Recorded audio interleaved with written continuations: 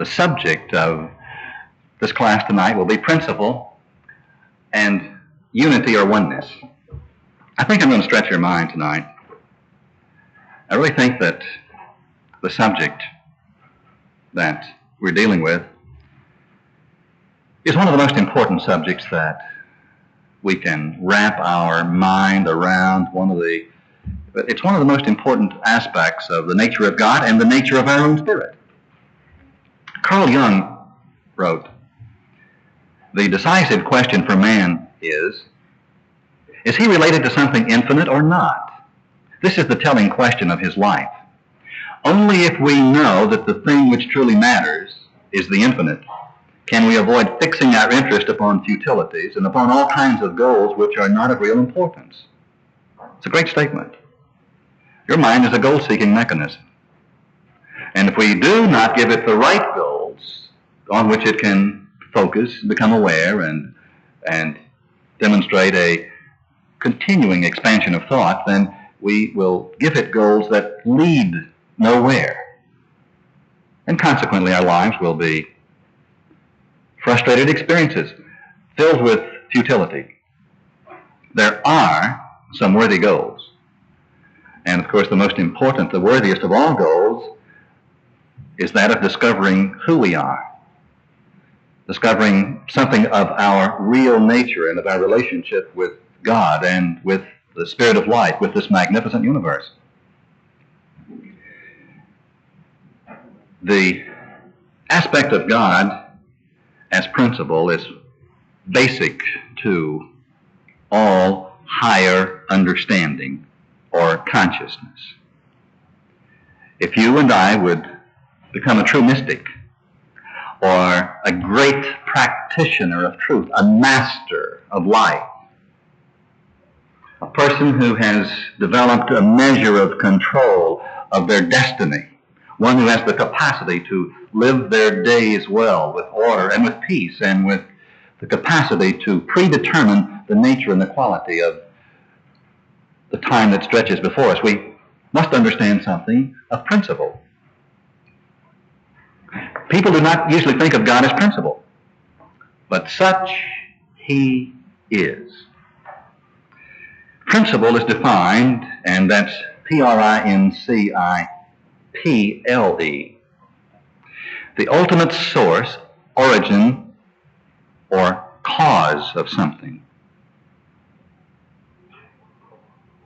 A fundamental truth, law, doctrine, or motivating force, an essential element, constituent, or quality.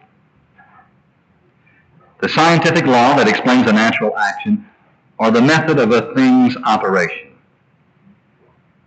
Now, one of the most uncomplimentary things that you can say about another person is that he or she is unprincipled. A person without principles, well, of course, there is no such thing as a person without principles, but sometimes when we use that term, we mean a person who vacillates or who deviates, who would make any statement or do anything to accomplish their own personal ends. They do not live in a high, principled way. Well, principle is defined as the ultimate source, origin, or cause of something, and the method of a thing's operation. Now, what is the ultimate source, origin, or cause of each of us? What is your source? Where is your source? I know that if I ask some people this, they would say, well, I come from Texas. That's my source. Or, in my case, Southwest Virginia, from those hills in Southwest Virginia. Well, that's not where I came from. That's where my mother was when she gave birth to me, but that is not my source, nor was my mother. My parents were not my source. The source or origin of each one of us, as a matter of fact, of everything that exists upon this planet, and even the planet itself, is the universe, or the creator of the universe who caused the universe to exist or to stand out. The creator or God. God is our source. Now that is a statement that we would all accept. God is our source. The basic principle of all life and of all creation is unity. Unity. The basic principle of life is unity. There's only one life, one presence, one mind, one creator and one creation, and the creator and the creation are one. That is the principle of life. The at-one-ment of God with all created things. And the fall of man, represented in the Old Testament, was the loss in our consciousness of our awareness of our oneness with God, and the consequent experience of separation because we lost the attunement of awareness that we're one with our source, that the Father and I are one. We have known this and accepted this as an intellectual exercise, but it must become our experience because it's the truth of us. This is the principle of life. Epictetus wrote in the 1st century A.D., "Thou art thyself a fragment torn from God. Thou hast a portion of him within thyself. You are a pinch of God, God's substance. Your spirit is the Spirit of God. God is not one thing and you another thing, and you praying to God at some distant part of the universe. The Father and I are one." The basic premise and principle of all life. Edgar Mitchell, one of the astronauts who landed on the moon and of course was brought back, and many of us had the delightful experience of sharing long moments with Edgar Mitchell on the cruise that we took into the Caribbean this past spring.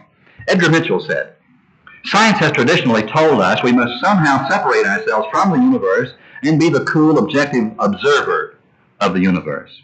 Having stood in the midst of its immensity and considered the effort to place me there, that view seems no longer plausible. I am an inseparable part of all that is." A fantastic statement. You are an inseparable part of the whole thing. Now, so often as we grow in understanding, the intellect starts with where we are and climbs the ladder from the bottom. We start with the smallness of things and spread out. Well, tonight we're going to start on the other end. We're going to start with the largeness of things and bring ourselves back to the center where we now are. You're a part of a magnificent, living, loving, breathing universe that consists of exact laws or principles, undeviating principles.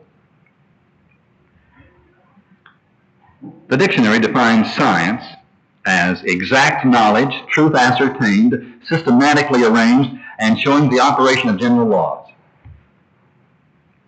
It's a well-known fact that an exact science is based upon a universal, unchanging principle with exact relations and methods by which the principle is expressed and proved. All conclusions must be in harmony with the premise upon which the science is based. Any scientist in any field is working with a series of provable conclusions that are impersonal. They are the same conclusions arrived at by all the scientists who understand the premises of that particular science. Well, would you not agree that religion must be equally dependable? Religion, if it exists at all, must also be an exact science. And we, if we begin to grow in understanding, become spiritual or religious scientists, if you will. There are things for us to understand, and one conclusion will lead to another conclusion or another law.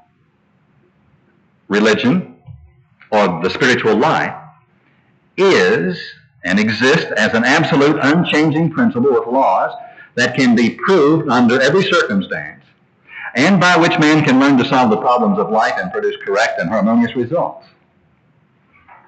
That's why principle is so important.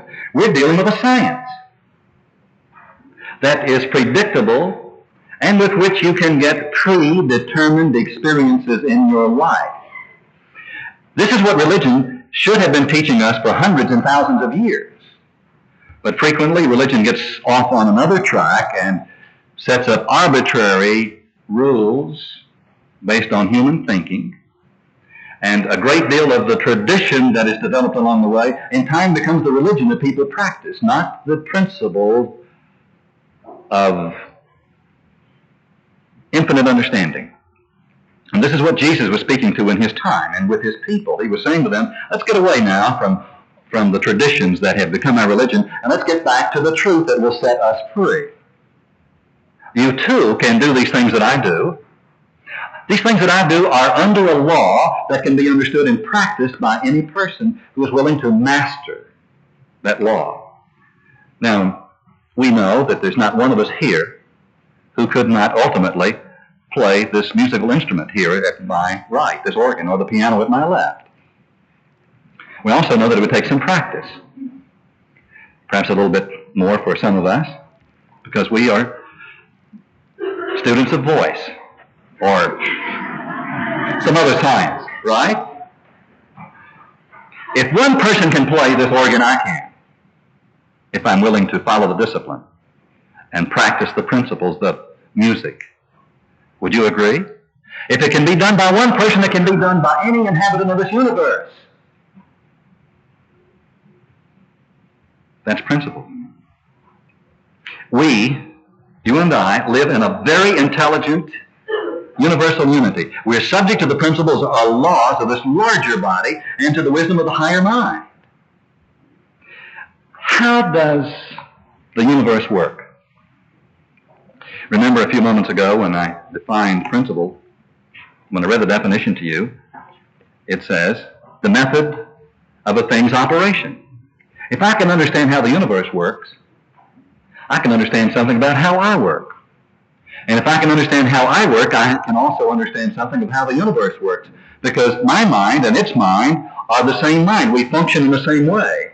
It is the macrocosm. I am the microcosm. I am the little one like it. Do you agree? Okay. Let's consider a few of the generally accepted principles. Now, the first one, when I tell it to you, when I give it to you, will not seem like very much. Water seeks its own level. Not very exciting, is it? Water seeks its own level. And you might say, well, what does that have to do with me? Well, it has a lot to do with you. If it didn't seek its own level, you might walk into your garage and drown. If it had a leak, it just might fill right up and drown you when you back your car out. But water seeks its own level. It runs off and meets, ultimately, the level of water. Now, what's true on one plane is true on all other planes. If you can discover a truth that exists in the world around you, at that moment you have also discovered the same understanding that exists within your own mind. Water seeks its own level. Consciousness seeks its own level too, doesn't it? Suppose someone moves from Texas to Michigan because they didn't like Texas. They moved to Michigan because things are great in Michigan. Do you have any idea what will happen?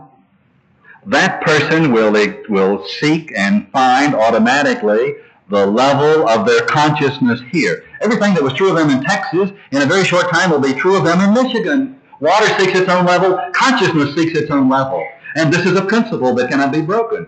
It's impersonal. It doesn't care who the operator of the consciousness is, nor does it care where the water came from or where it goes. Water will seek its own level. Let's consider the law of the principle of gravity.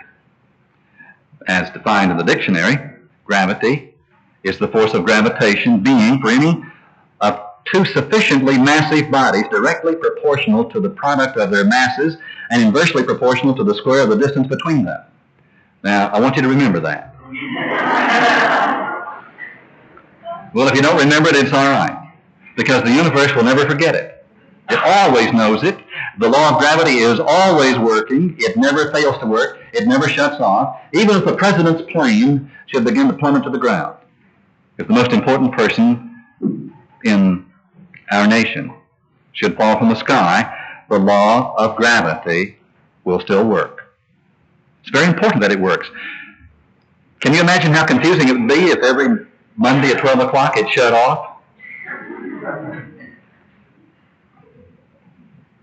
Suppose that these principles were at the whim of some operator.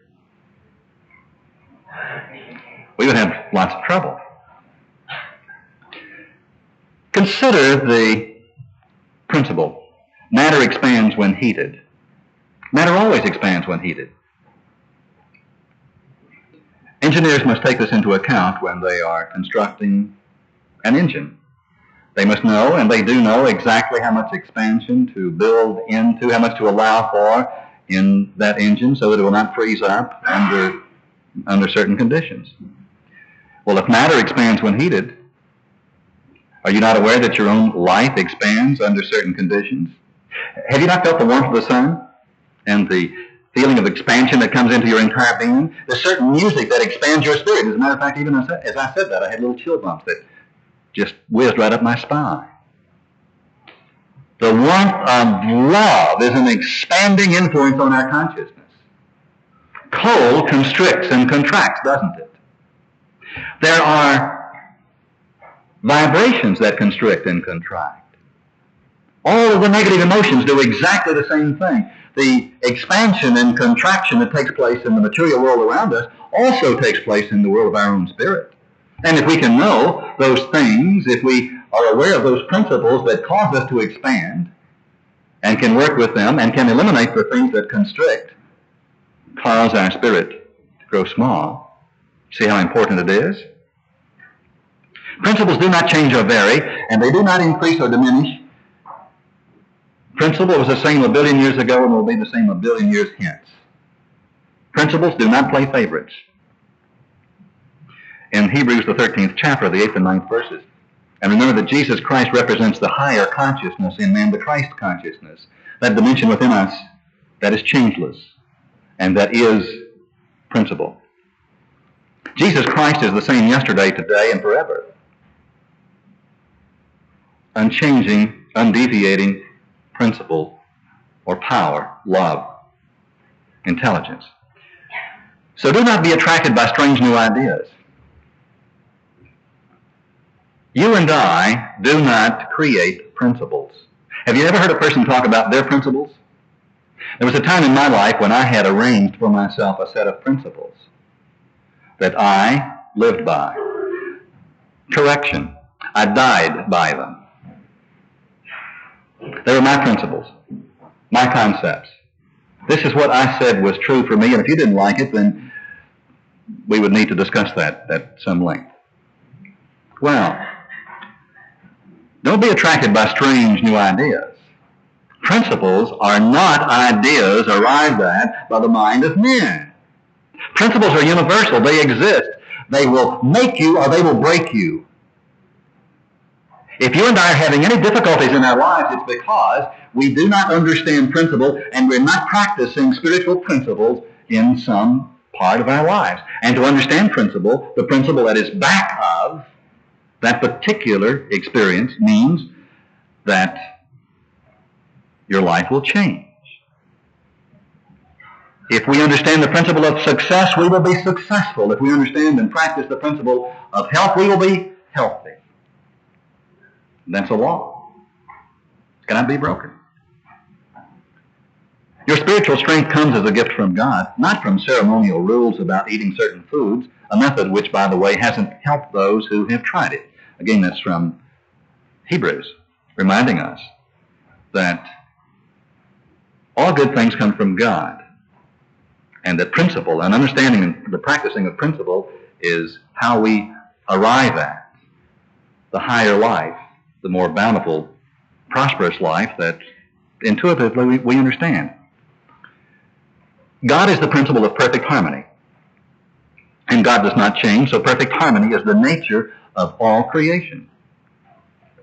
This universe is a perfectly harmonious, whole beingness. All of the parts of the universe work together for the good of all of the other parts of the universe. Remember when In the Scripture it is said, a house divided against itself could not stand. There is only one power in the universe. God the good, omnipotent, all-powerful. There are not two powers. If the universe had two powers, it could not stand. They would be two conflicting powers, each vying to have their own way. There is no such thing as God and the devil. What appears to be the devil is merely the wrong use of the one power. But they're not two powers. The misapplication, the unprincipled use of power is what appears to be the devil. Now, prayer is answered because God is principle. Your prayers can be responded to because God is undeviating principle. And when we pray correctly, we bring ourselves into harmony with the law of being. The right kind of prayer does not try to change the law. It does not try to bring about exceptions in our favor. So often in the past we have prayed to get God to do something that God was not already doing. To get God to say yes, where the answer was obviously no. Now, prayer does not ask God to change the laws of nature for our temporary convenience, but prayer is designed to tune us in, so to speak, with divine principle. If I establish in my own mind the perfect relationship, the relationship of harmony with principle, with the law of good, the presence of God, then I will find that everything in my life will begin to work out the way that it's supposed to be. Let me give you this example. If you tune your television set to channel 7, and on channel 7 you do not see the program that you desire, do you kick the set, and do you fuss and fume, and do you pray to God to let channel 4 come in on where channel 7 is? You don't do that, do you? You turn to channel 4.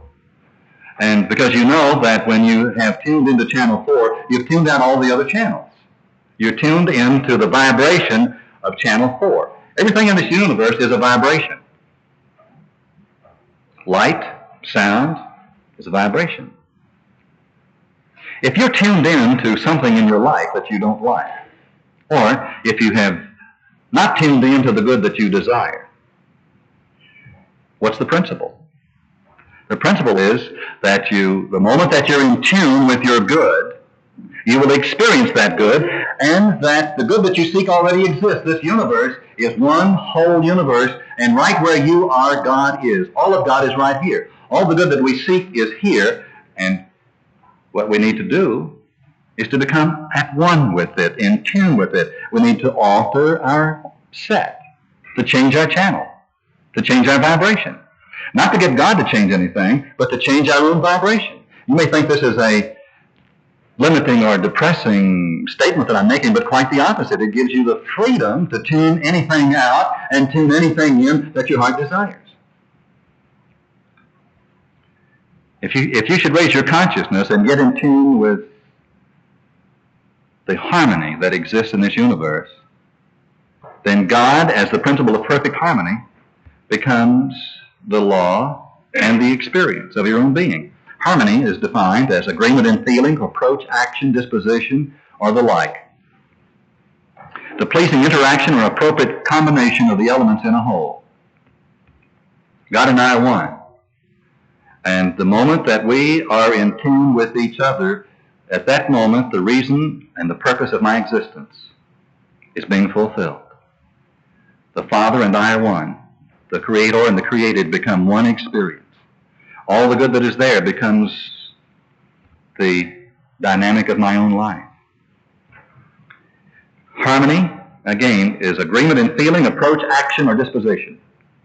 Each one of us have our own harmonics, and by harmonics I mean our own characteristic vibration or sound. At every moment we're sending out our own vibration into the surrounding universe, and for the most part we've been out of tune with life, with universal life. Now, is this not consistent with Emerson's often quoted truth that what a person is speaks so loud that I can't hear what he says? You don't have to hear what a person says to know where they are, do you? Not really. And if they start talking in a few moments, you'll have them pegged anyhow. And if you don't get them pegged in the first 5 minutes, then keep listening. And back of their words, you'll begin to pick up a vibration. A lady called me yesterday, long distance, from the South. And with the first words that she spoke, I knew that she was in trouble. Her harmonics, her vibration, her sound gave her away. The way she said hello, the sad way that she said hello. And as we talked, I discovered that she wanted to change everything except her own feelings, her approach, her actions, her disposition. She knew that if everything else would change, she would be all right. Now, I was not able to convince her otherwise, and so after a few minutes, our conversation ceased. Would you believe that within 30 minutes I received another call from the West Coast, a lady with tears in her eyes and in her voice. But somehow, although the tears were there and I could hear them, feel them, she was not in so much trouble because we had only talked a moment and I could tell that she was willing to change her feelings, her approach, her actions, and her disposition. We talked for a few moments, and would you believe that the Spirit in me began to speak to the Spirit in her, and there was this exchange, this response, there was a unity, a oneness, and my mind said the things to her that I could not possibly have known to say myself. And she heard and was changed. Her whole attitude toward her life changed. But this is a principle, this principle of oneness. Not only are we one with God, but we are one with each other, and the Spirit in me and the Spirit in you are one, and we will experience this oneness if we believe it. We're experiencing it now in this moment, are we not? You know far more than I can say to you. You know more than my words convey, because you are in tune with the higher regions of my own mind.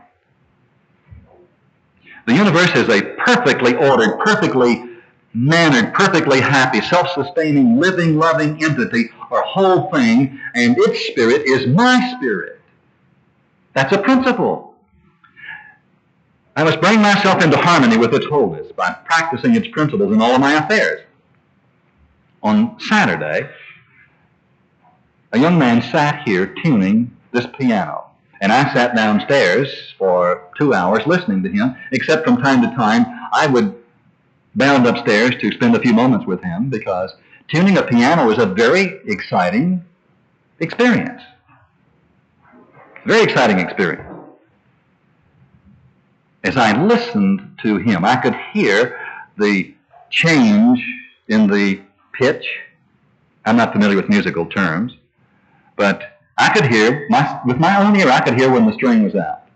And he would take his little wrench and pull it around, and I could hear that string in tune, and then the next one, and then he'd go back to the one before and tune it with the original one. There was one string with which he started, and from that starting point, this piano was tuned. Well, my beautiful friend, this universe is in tune. There's nothing wrong with it. The spirit of life is perfect harmony, perfect love, perfect power, perfect intelligence, perfect, and infinite variety of things that it is. Laws. Principles that you cannot see, but you can experience. You can hear them when they become themselves in you, when your own heart begins to beat with that same vibration. Our problem has been that we have tuned it out. We have tuned God out by tuning into our own limited and limiting ideas. And the principle of life is that if I am willing to be changed, if I'm willing to change my attitudes, my feelings, my actions, then the most remarkable thing can happen to me. And as it does, there is that experience of higher consciousness that many mystics have experienced, including Raynor Johnson, who wrote about the understanding that comes when we're in tune with the infinite. He said the illumination or radiance which is seen to infuse everything without is felt to come from within. Everything that you see outside yourself is also in your own spirit. The sense of belonging to a new and greater unity is felt. That which is seen forms a part of a larger whole, and we are one with that whole universe. Now hear this. The emotional tones are always supremely attractive. Pulsing light, livingness, joy, peace, happy wonder. Through them, an interwoven is an enormously enhanced sense of the supreme values, and the most adequate description usually seems to the experiencer to be a revelation of God. A revelation of God, the sense of oneness with this higher mind that speaks in us. And he walks with me and he talks with me and he tells me that I am his own. And the joy that we share as we tarry there, few others have ever known. That's a principle. The principle is that God and I are one, not just as abstract ideas, but to be experienced. That's my destiny. And when I beat with that universal vibration, it becomes an experience that transcends ordinary life. One of the greatest messages given to the race through the Scriptures is that God is man's supply. Everything the Father has is mine. That is a principle. I may not experience it, but it is a principle. I can experience it when I begin to believe it and work with it. When it becomes so real in my feelings, it will be my experience. Especially if I begin to speak this word through the spoken word. Isaiah said, "My word shall not return unto me void, but shall accomplish that whereunto it is sent." And we know that words and thoughts are a tremendous vibratory force molding the affairs and even the body of the person who speaks. What you say, when you speak a word, you send out a vibration. When that dear lady called me yesterday, I knew that she was in trouble because of the vibration that I felt, and she would not change her vibration. Therefore, her experience will not change. Her word will not return into her void. She was saying, my life is miserable because they make it miserable, and so her life is miserable because they make it miserable, and they will make it even more miserable because that is the law. True? Her word will not return into her void.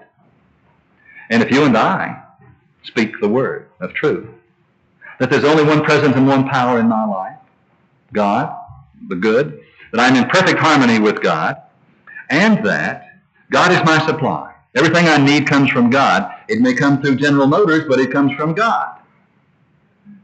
It may come through him, whoever he happens to be, but it comes from God. It does not come from that person, and therefore I know that God is my supply, and that my supply is not limited to any particular persons or places or corporations or things, but my good can come to me through an infinite variety of channels. That's a principle. And I believe in the principle. I do not believe in the particular channels. I believe in the principle.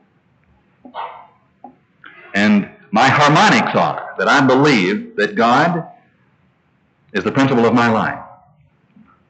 If you've been living in a situation in which there's been a lack of harmony, where there's been ill feelings or vindictiveness, spite, or injustice, perhaps in a situation where someone is trying to control or take unfair advantage of another person, then get the feeling, the realization, the real I in you, the Christ in you, this higher self.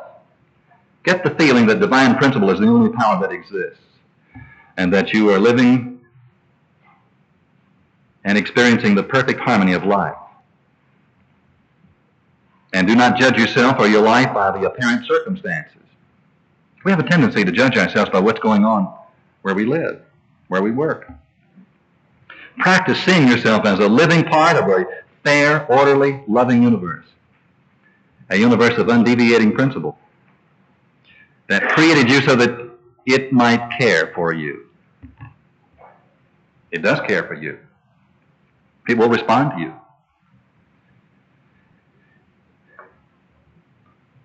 In these 6 lessons that we're completing this evening, we've attempted to examine some of the major aspects of God. Now, I know that you're aware that God is much more than we can possibly put into words. We have just scratched the surface of a few of those things that make up the nature, the essence of God.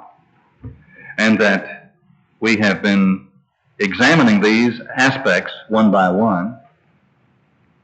It would be the same as examining one of these roses that are here on the lectern. We know that the rose, for instance, has color. It has weight, it has shape, it has fragrance. We might examine its color. You might say, that is the loveliest pink rose that I've ever seen. Color would only be one aspect of it. Then you might look at the shape, the form of it, to see the beauty, the gracefulness of the form that this particular rose has chosen. You might even examine its fragrance. You might smell it.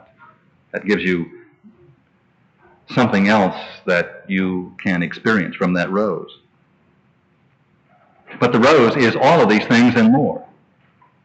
And the more that you understand about a rose, the more you can experience that rose. So it is with God. These 7 aspects are true of God all at the same time. And if I can understand and experience and practice more than one of them at the same time, then my relationship with God, with the universe, is going to be enhanced. It will be enhanced because of my quickened awareness, my awakened knowledge. Because principle is true. The universe always responds. I happen to look down and see Karen Boland seated here. Last Wednesday, she and Amy, her daughter, went to New York to spend a few days there, the 2 of them, together, mother and daughter, seeing some plays. Neither of them had been to New York before, and it was one of the most exciting experiences of their lives. Now, before Karen left, she spent several hours trying to reach a young lady that had been trying to get in touch with Karen. To no avail. Numerous telephone calls. And Karen wanted to speak to this lady before she left and could not.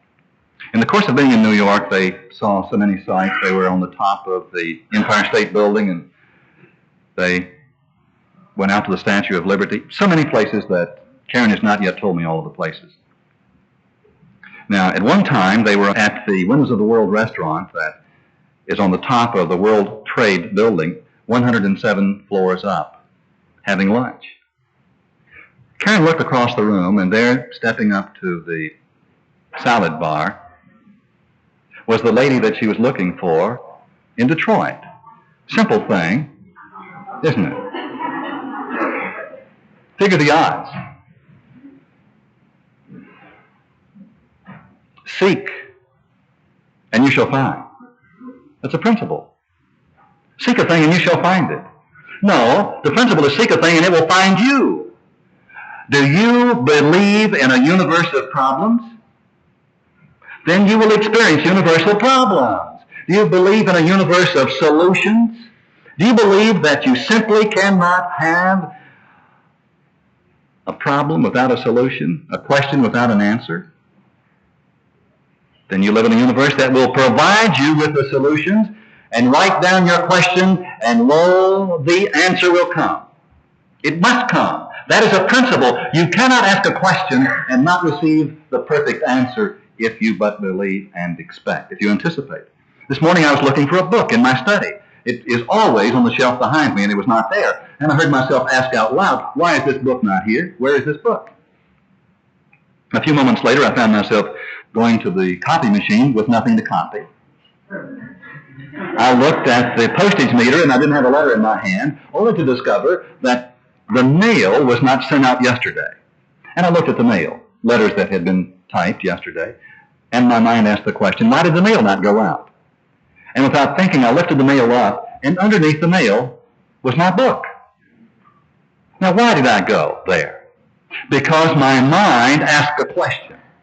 It said, where is my book? And Spirit took me by my little hand and walked into the other room and said, here is your book. It's under the mail. Now, how it got there. Principle. We live in a universe of principle. My mind consists of all the elements of universal mind or God mind. The principle of unity guarantees that this is so and makes it necessary. And as Erich Fromm once wrote, man's task in life is precisely the paradoxical one of realizing his individuality and at the same time transcending it and arriving at the experience of universality. Only the fully developed individual self can drop the ego. We are here to develop ourselves, but strangely enough to become what we already are, not to create something. You can't create you. Thank God you don't need to. You already exist. Principle exists. And you are one with the principle of life. The perfect life of God is your spirit. And we're here walking through these experiences, through these relationships, through these things we call problems, so that we might discover where we are out of tune. Every now and then life will pluck your guitar. And the note you hear you're not going to like, but you can tune it.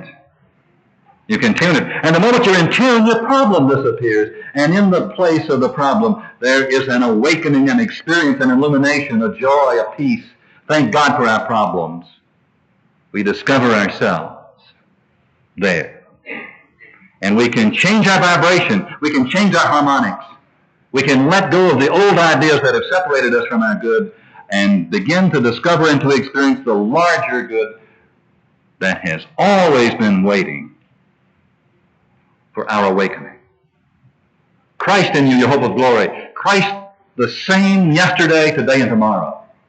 It will always be the same, but our experience of it will change, will alter, will become enhanced. Our growth is not a matter of becoming something that we're not. It is a matter of being in tune with that which is. How many times have you said, I can't do that because it's too difficult. I can't do that because I can't make the proper arrangements. I've tried to do that, but I cannot put it all together. Have you ever said that? It is not true. Anything that has ever been done on this earth can be done by you. If one person has done it, you can do it. If one person has felt it, you can feel it. If one person has known it to be the truth, it is the experience of your own spirit. You are magnificent because you are God's expression. You're God's instrument. You are God's way of experiencing God's self here upon this earth. You can be what you already are. You can be free. You can be happy. You can be that perfect self. God is principle, the principle of perfect harmony, perfect oneness. God and you and I are ever one. And that's the way it really is. God bless you. You're a great class.